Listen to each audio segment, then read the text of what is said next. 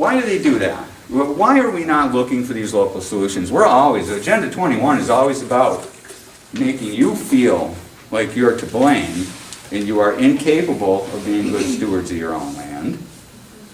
They move you away from that.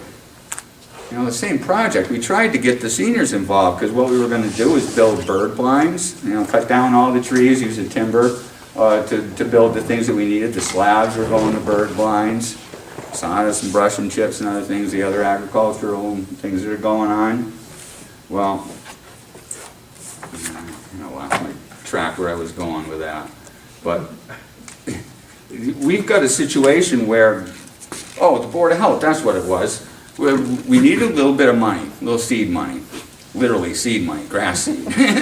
And we wanted to do a thing with the seniors to just tell them we're going to be building some bird blinds, and it's a very worthwhile project. You're going to be one of the major beneficiaries of this because it's all going to be handicap accessible and all that good stuff. And we wanted to have a pie baking contest. I had local farmers that were going to be more than happy to dish up the organic fruit. And of course, all the old girls over at the senior center were getting all fired up about it. And then I get an email from my health Nazi, and she said, you know what? You can do it if you want. She says, but everyone who contributes a pie is going to have their kitchen inspected as if it were a commercial kitchen. So you go ahead and try and have a pie baking contest at your local fair, a little fundraiser, and you know, the Republic of Massachusetts, and your health official will come in and poo-poo the whole idea. Unless, of course, every participant wants a health agent to go in and, you know, inspect their kitchen. Well, I know Ledgelight and down here in Ledger and stuff, because I had to take the class, was involved in stuff that we cook. There's nothing, we couldn't keep our prices down by cooking things at home and bringing them into the fair. No. Everything had to be cooked right there at the fair, even though... Try and send cupcakes in for your kid's birthday in school. There's the lemonade They'll throw you in jail. It's horrible. So, you know, what we were looking at is the end of years of incremental harmonization with an international ambition. This is not a conspiracy discussion. The document exists, it's there. It's not signed, it's not a treaty, it's signed in a soft law, so it just needs administrative approval. So this is where I go back to the training of our public officials and servants, as I tend to call myself, is we got to start looking at these differently. If it is a consortium of public-private partners that is developing these things, we look at who the partners are.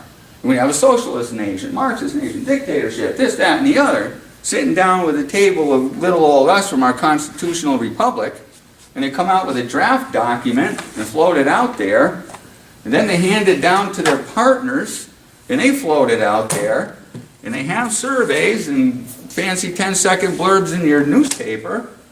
Before you know it, it's in your town. It's showing up in grants.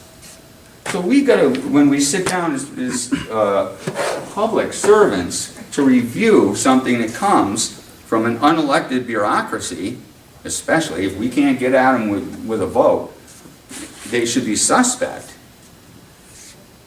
We've got to start reviewing these things is where the policy comes from. What is it that we're talking about when it's land use? Do you know why America is truly unique from the other nations of the world? allows for private home ownership. That's right. You go to a hardened socialist nation, and your average income is about $3,000 a year. The wealth, the intimate relationship with property ownership and wealth, and it's not just land, it's any property. It's the car you drove here on, the shirt on your back is your property. Your body is your first piece of property the moment you're born. You know, all wealth comes from that relationship. If you want to start a business, you have taken some wealth, something of tangible wealth to you and put it on the line. If you want to grow a business, you want to start a family, whatever. If you want to just buy a new car, your personal wealth intimately is related to your right to own that property. Now, as we regionalize, where is the wealth, the ability to generate wealth starting to move from? If it's not local anymore, the UN, their global to local plan, if you haven't heard of it, check it out. And their ICLEI is, you know, that is what they do. We're moving the ability to create wealth from the private property owner to the government. And Who's government? International. well, this is globalization and what it looks like. And regionalization is essential to communism. And what is the first plank of the Communist Manifesto? Abolishment of property. Abolishment of private Well, property. the thing is, They cannot socialize a nation who has its private property rights. The only, I'm not trying to get semantical here, but the thing is in America, things are a little more sophisticated the way they do it. I've known people that lived in communist countries, and it's like brute force. What we have here is not just government. We're having elite business interests who control the government. Called Using crony these- capitalism. Well, you know, they use a very sophisticated system to bamboozle the population and incrementally make it, like in Orwell's book, or Brave New World. Where's our Thoreaus that preach civil disobedience?